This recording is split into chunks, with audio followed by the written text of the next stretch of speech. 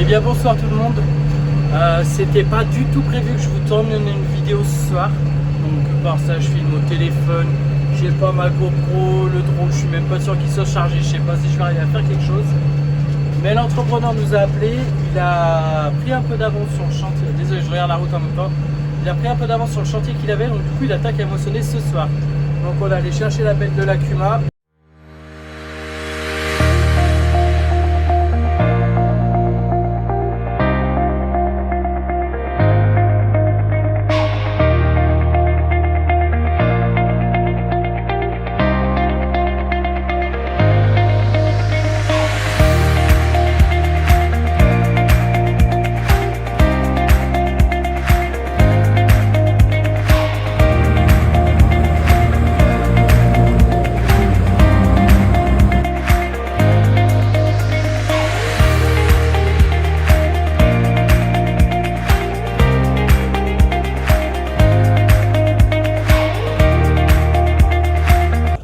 Bon, et bah, petite update, j'ai pas pu filmer, ça s'est pas tout à fait passé comme prévu. Je vous ferai un petit décabi. Mais les deux premières bennes sont mises à l'abri, la troisième arrive sans tarder. Je l'aide à se garer, il est 3h30 du matin. Eh bien bonjour tout le monde, je vous reprends, on est le lendemain, il est à peu près 11h. Le collègue est déjà là, il a attaqué. Je vais juste finir la petite partie de vidéo d'hier parce que tout simplement j'ai fait une vidéo, mon portable n'avait plus de batterie. Donc voilà, on a rempli 3 bennes, l'équivalent d'à peu près 35 tonnes. Donc voilà, qui sont toutes à l'abri, qui nous serviront pour notre boudin de farine, pour tout ce qu'on va broyer. Et il était 3h du matin, j'étais explosé. Et voilà, et là ça y est, on finit cette parcelle qui fait à peu près 4 hectares et demi, 5 hectares. Et on ira sur l'autre de à peu près 3 hectares juste après.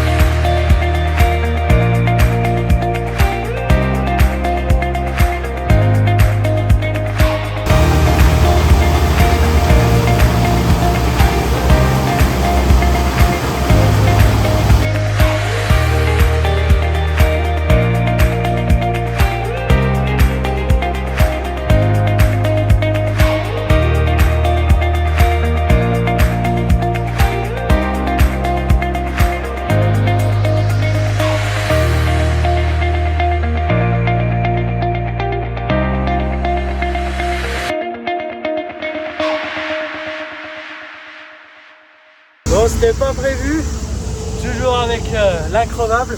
On allait chercher la benne d'un voisin parce que on avait calculé grosso modo que ça tenait tout dans une benne d'un transporteur, on va dire. Et finalement, ça fait plus rendement que prévu. Donc on est plutôt content. Eh bien, bonsoir tout le monde. Hop, je vérifie que le micro, c'est bon, nickel. Hop, alors c'est parti. Paille 2025, go. Il est 21h, attendez, hop. Ouais, à peu près 21h28, comme on voit là. On moissonne plutôt quand il fait, on va dire, plus frais, parce que sinon la paille elle est vraiment brisée et c'est faire des bottes avec la paille brisée, c'est vraiment pas top. Donc du coup il y a eu la première partie qu'on va butteler, ça a été moissonné de nuit, donc hier soir. On s'est couché à 3h du matin, complètement esquinté, donc fait une petite sieste cet après-midi, puis c'est reparti. Et tout le reste qu'on a fait, on va y faire plus tard dans la soirée où il fera un petit peu plus frais parce que ça a été moissonné de jour, donc la paille elle est un petit peu brisée, donc on va la laisser se reposer, la laisser se raffermir un peu, et on la buttellera qu'un peu plus tard, comme ça au moins normalement on va faire des bottes qui sont d'une qualité très correcte. Allez, c'est parti. On est prêt, on met les roues parce que on a un pick-up grande largeur, donc on enlève les roues sur la route. Donc je filme pas trop le PR parce qu'il n'est pas forcément... Enfin, ça le dérange pas, mais voilà. On fait ça, on vérifie tous les flexibles. Je mets en route le compteur, on met en route la prise de force. Déjà on fait un premier état des lieux parce que c'est les premières bottes de l'année, on n'a pas fait de fois un peu d'enrubanage. Bon et ben alors, hop, on va vérifier la botte. L'important c'est qu'on puisse rentrer la main entre guillemets, mais sans trop la rentrer non plus. Elle est pas mal serrée, le filet est pas mal, sauf que moi, alors faites surtout pas comme moi, parce que sinon la MSA va me tomber dessus encore. On arrête la prise de force quand on descend. Je vais juste enlever la prise de feu parce qu'en fait, excusez-moi, on a un feu qui est cassé à l'arrière, on s'est loupé, enfin voilà. Et j'ai l'impression qu'il fait faux contact. Tac. Non, et ben je vous reprends après, c'est un fusible qui a décidé de nous faire chier. Bon, et ben voilà, je vous fais comme ça. Ça veut plus marcher. Regardez, j'ai que ces feux là. J'ai beau changer, j'ai que ça. Et là, la console, il n'y a rien qui veut marcher à part le gyrophare. Donc, je vous replace. Et ben, oula, excusez-moi. Hop. Et ben, on arrête pour cette nuit. Demain, on appellera le Concess. Et ben, allez, on est le lendemain. Ça y est. On n'a plus besoin de feu pour l'instant. On allume le boîtier, la prise de force. On baisse le pick-up. 540 tours et on va pouvoir défiler.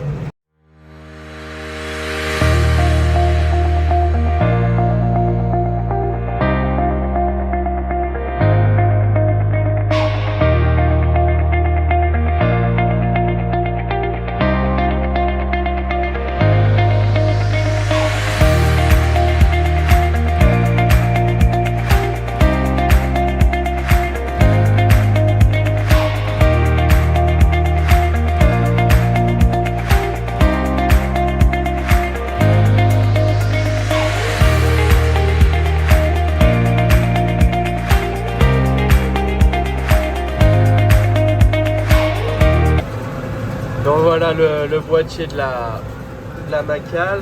Donc hier on a déjà fait 15 bottes, un diamètre 135 et nous, Marc, si tu vois cette vidéo, on a nos pré-réglages comme ça, on s'embête pas toutes les années. Foin, paille, enrubanage et puis ça y est, c'est parti.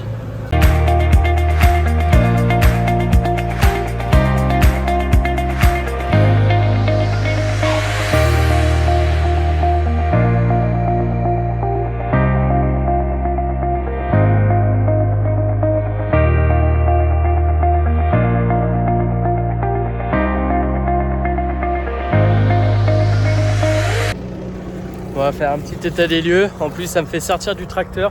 S'il n'y a pas la clim dans ce bousin, je vous jure que c'est affreux. Et en fait, je voulais vous faire un comparatif, mais j'ai pas fait la parcelle d'avant. Où en fait, pour faire simple, la parcelle d'avant, l'andin était bien large et assez aéré. Alors que là, on voit en fait les andins. La parcelle d'avant était moissonnée de nuit et celle-ci, en fait, vous voyez, ils sont directement tout plats. Et il n'y a pas trop de largeur, c'est vraiment court parce que ça a été moissonné de jour. Et là où on voit que la paille, ça a vraiment été brisé, c'est ici. Là, hop, cette petite merde là. D'habitude, là, j'ai pressé 5 hectares, il n'y a jamais eu de résidus sur cette partie. Et là, on voit bien, c'est de la petite poussière, c'est vraiment de la paille qui a été brisée. Ça fait de la toute petite paille qui est grande comme ça. Et c'est pas le plus évident à botteler parce que dès qu'il va faire un peu chaud, on va perdre toute la matière. Donc il faut y faire dans un moment de la journée qui est plutôt frais. Donc là, c'est à peu près 9 h. Aujourd'hui, ils annoncent pas plus de 30 degrés, donc jusqu'à 26-27 degrés, on va en profiter, on va en faire un maximum. Puis on finira la nuit tombée si jamais on voit que ça va pas.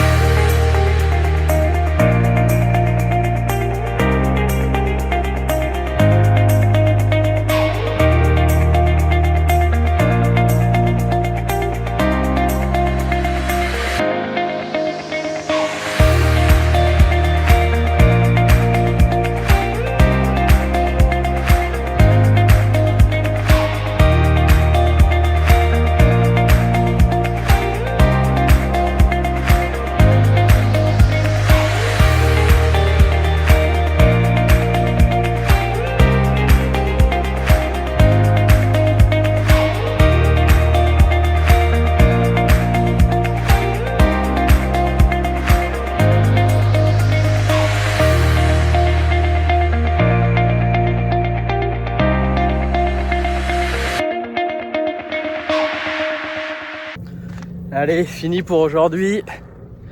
Je viens de finir la parcelle. Alors c'est déjà heureusement que je m'arrête là parce que la chaleur commençait déjà tellement à monter que les bottes, les toutes dernières, étaient pas tip top. Mais bon, il me restait 3-4 bottes à faire, donc je les ai fait. Et puis tout simplement parce qu'il n'y a plus rien à botteler. Pour l'instant, il y avait 8 hectares de moissonnés à peu près. Et l'entrepreneur revient cet après-midi pour faire, si je ne me trompe pas, il en reste à peu près 8-10 à faire. Donc on verra s'il arrive à les taper entre aujourd'hui et demain. En fait, vous regardez la petite roue là, si je me mets dans l'alignement du tracteur, en fait, vous voyez vraiment qu'elle dépasse parce que c'est un pick-up, enfin entre guillemets grande largeur. Donc on range les roues là-haut, là, voilà. Comme ça, on peut passer dans les villages tranquilles, on est au top.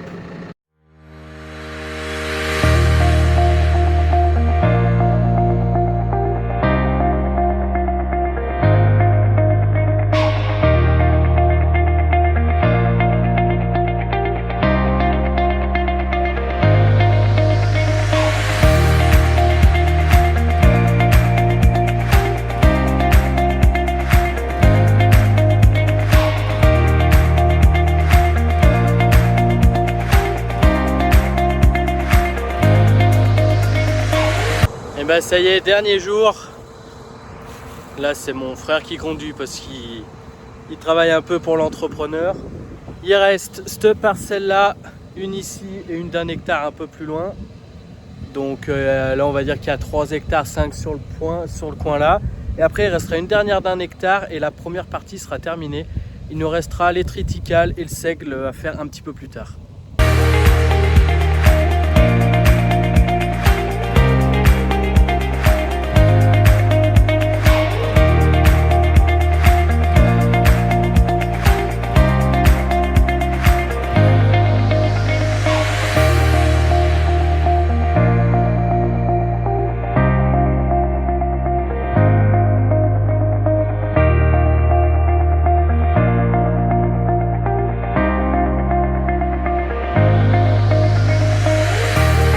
Allez, ça y est, dernière parcelle, il nous reste 1 hectare pour cette première partie de moisson. Je trimballe la coupe parce qu'on passe dans un village et c'est plus simple de mettre la coupe sur le tracteur. Comme ça au moins le chauffeur se fait pas chier. Et puis bah, on va pouvoir bientôt aller se coucher. Et bien du coup on se retrouve sur un autre petit chantier qui est tout aussi important. On avait la moisson de tout à l'heure. Et là on a le pressage de basse densité. C'est des petites bottes, ce que les 3/4 des gens appellent communément petites bottes. Et nous ça nous sert parce qu'on livre un haras qui a besoin de quelques bottes pour ses chevaux. Et après on a de la vente un peu avec d'autres fournisseurs, tout ça. Donc on fait à peu près 1000 petites bottes par an. Et on va se rapprocher d'un tas pour vous montrer.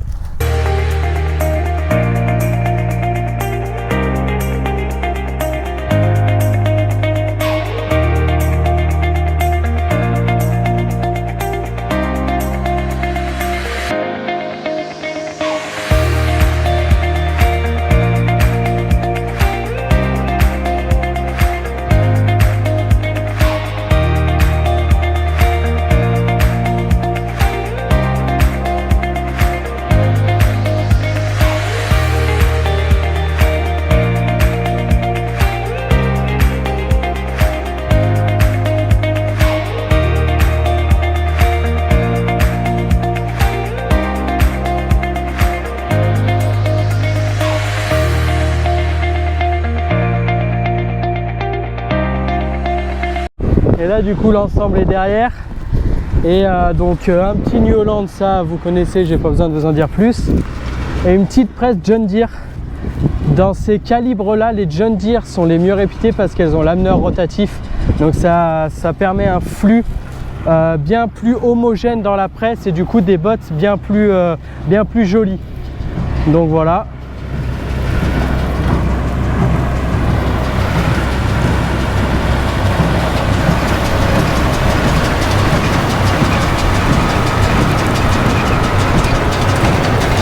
Et donc vous voyez le grouper, comme je disais, c'est un petit cône.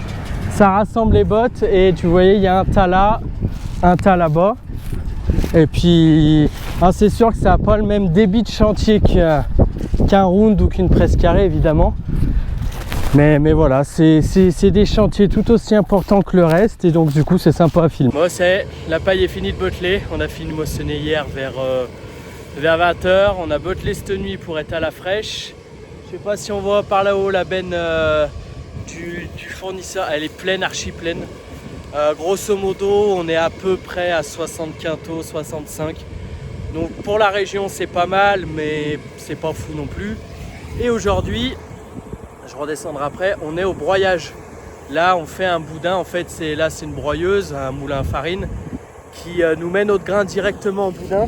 Comme ça, on n'a pas à le faire moudre, vu que notre ancien moulin a rendu l'âme et puis ça a tout brûlé, donc il n'y a plus rien.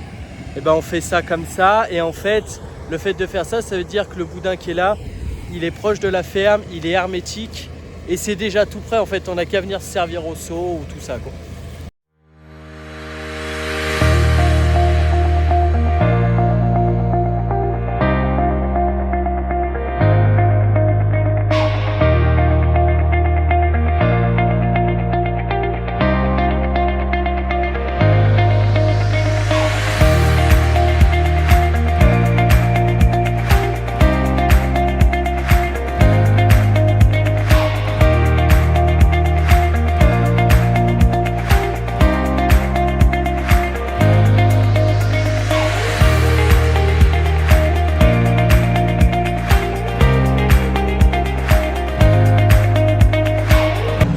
Et du coup, pour continuer un peu cette histoire, les boudins, j'irai vous faire voir d'un peu près tout à l'heure, mais on sait que chaque mètre de boudin, il y a à peu près 1 tonne de grains. On sait qu'il nous faut une cinquantaine de tonnes pour subvenir à nos besoins cette année. Donc là, on en a même fait un peu plus pour être tranquille. Donc, on va dire 50 divisé par 1,2, on est à grosso modo 38 mètres. Donc on sait que le boudin fera quasiment 40 mètres de long avec tout ce qu'on a gardé. Et vu qu'on a fait plus, les anciens sont là-bas, ça l'attaque, excusez-moi. Vu qu'on a fait à peu près l'équivalent de 80 tonnes, on aura une trentaine de tonnes à vendre en direct. Plus il nous reste le triticale et le seigle. Donc on devrait arriver à faire quelque chose de correct.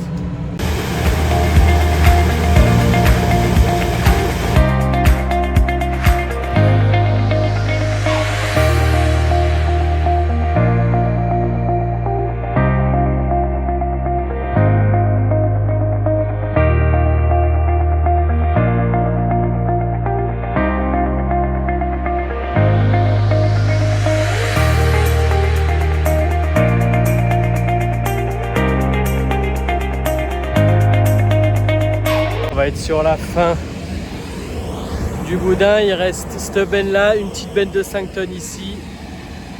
Et en fait, on voit que, vous voyez, entre les deux traits là, il est censé avoir une certaine largeur entre les deux traits. Et s'il a cette largeur, ça veut dire qu'il est bon au niveau tonnage, on va dire, au mètre carré. Il est bon au niveau densité pour pas que ça fasse exploser le plastique. Voilà, je ne sais pas quel écartement il a, mais il est bon à peu près partout, il est à peu près pareil. Et du coup, il sait qu'il a ce qu'il faut.